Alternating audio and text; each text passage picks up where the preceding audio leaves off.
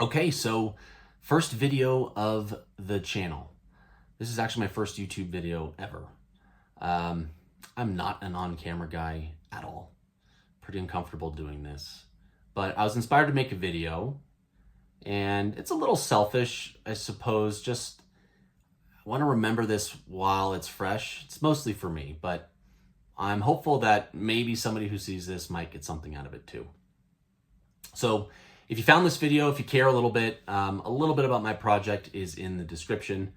I will do more videos about that later, but this one really is the why. So a couple months back, I came across a video on LinkedIn, and I remember that it took some courage for this guy to make this video, to post it. I've never met him. I'm connected to him, but I've never spoken to him before. And still, even as I record this, believe it or not. So hopefully that'll change. Synopsis on his video was that his wife was sick with brain cancer, some pretty bad days, and he had an experience. You know, he was getting the kind of calls that are not easy. And on one of those mornings, he was getting the call that, hey, you need to come in, it's pretty serious. So he's driving down to the hospital, and on this scenic part of the stretch of road, the sky just sort of opens up. And two messages hit him stronger than anything he's ever felt before.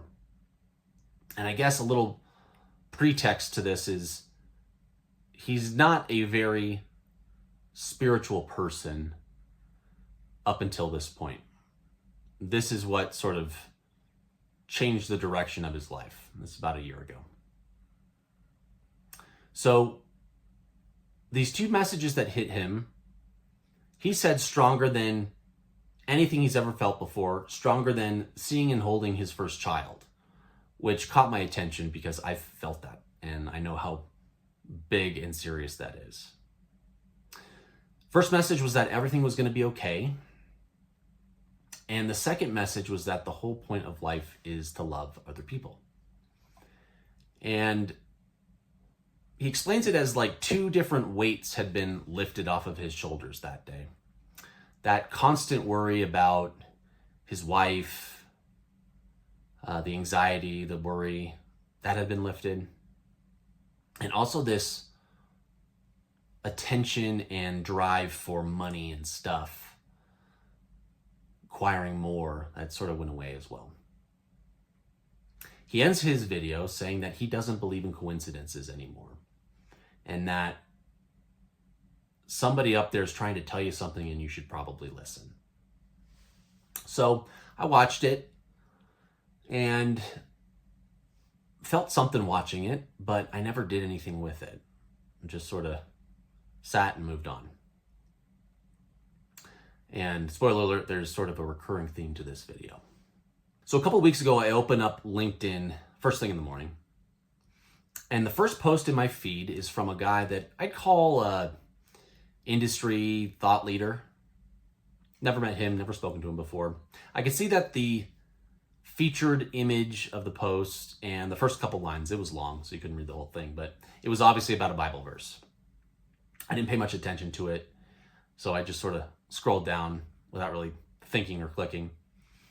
And I noticed the first commenter was this guy. And he had posted something like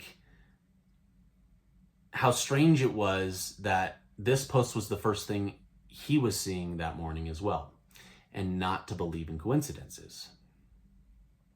So I see this, I go back up, I click to see the full post, and that's when like a wave hit me.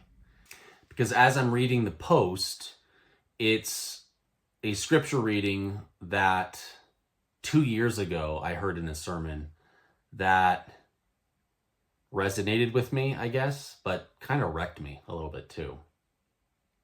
And again, I'm ashamed to say that 2 years goes by, I heard it, I thought, wow, interesting, and I sort of nod and move along with my life. And the pastor said that when you stand in front of God at the end, you're going to get two questions. The first is, what did you do with my son? Did you receive him or did you reject him? And the second question is the one that sort of bothered me, that's been chasing me a bit. And it's, what did you do with the things that I gave you? Did you take care of them or did you throw them away? So the scripture reading for that sermon happened to be the parable of the talents, which is what this LinkedIn post was as well. It's Matthew 25, verses 14 to 30. I highly suggest you read it, but I'll paraphrase it for you. A wealthy owner is going on a journey, and he's not sure when he's going to be back. Before he leaves, he hands his possessions, but they're known as talents, to his 3 servants. And they're allocated based on what each one can handle. The first servant gets 5 talents, the second gets 2, and the third servant gets 1 talent. And the pastor was saying that a talent isn't like pocket change. It's the modern equivalent of like 20 years worth of wages. So the point being that nobody got a little bit. So the owner leaves, and the first 2 servants put their talents to work. 5 turns into 10, and then 2 turns into the 4. They work and double their talents. But the third guy did something different. He digs a hole and he buries it in the ground. And so the owner comes back and he wants an account of what happened while he was gone. First servant turned 5 into 10. Second servant turned 2 into 4. And he said, "Well done, good and faithful servants. You were faithful over a few things, so I'm going to put you in charge of many things." The third guy, he goes and digs up his talent up out of the ground and hands it back. It's the same amount that he got. He didn't lose anything. But he sort of blames the owner for it. And says he was scared, figures that the owner is a harsh guy and didn't want to lose it. Plays it safe.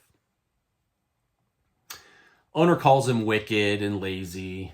He didn't understand the assignment. And that's sort of where I really found myself in that sermon, because that 1 talent guy sounds a whole lot like me. You know, why did he bury it? There's sort of 3 different responses that the pastor made. I see myself in all 3 of them. First is obvious, fear. Scared you'll lose it, scared you didn't have what it takes. But I think more, you're scared of being seen trying it all. Like you're just going to hide it so that nobody can watch. Second reason is laziness, and growing something's hard, but burying something's pretty easy. But with laziness, he says, comes blaming. It's the owner's fault. It's the market's fault. It's my boss's fault. It's anybody but me. The third, I think, is the most interesting. And he said distraction. And I feel like there's a lot of that in today's world. I'm just so busy. Thanks for the gifts, God. I'm going to put them in a hole over here and bury it. I'll get to them later. And he said that if Satan can't make you bad, he'll make you busy. That sentence sort of stuck with me. So what I've missed for the last couple of years is this idea of ownership versus stewardship. And what the owner did was entrust. It carries a double meaning. You're supposed to guard it, yes, but you're supposed to grow it. They didn't ask anybody to protect the money. They could have put it in the bank and earned interest. Handing it back exactly as you got it does nothing. The whole point is to grow it. And, our culture is really built around owning things, acquiring, getting more.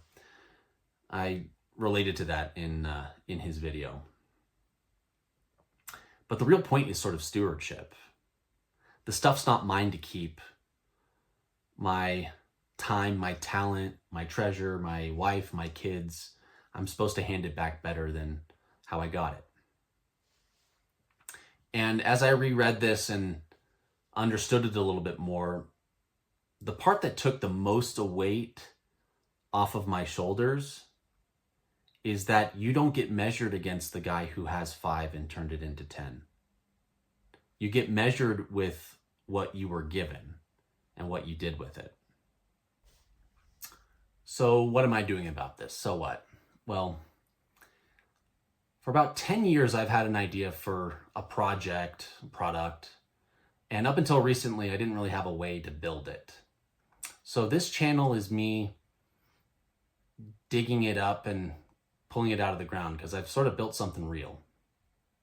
And I hope to really help people here. How do I connect with my time, my talent, my treasure, and ultimately help others with it? So that's why it exists. That's why this video exists. Before any of the product stuff, I just wanted to sort of say that part out loud. And, you know, maybe this gets 3 views, maybe it gets 3,000 views, I don't know. But, you know, if somebody watches this and thinks a little differently about coincidences, about what they've been handed and what you're supposed to do with it, I hope it means something to you, because I'm feeling like I'm getting tapped on the shoulder and I don't want to ignore it anymore. So thanks for sitting through it. I'll see you in the next one.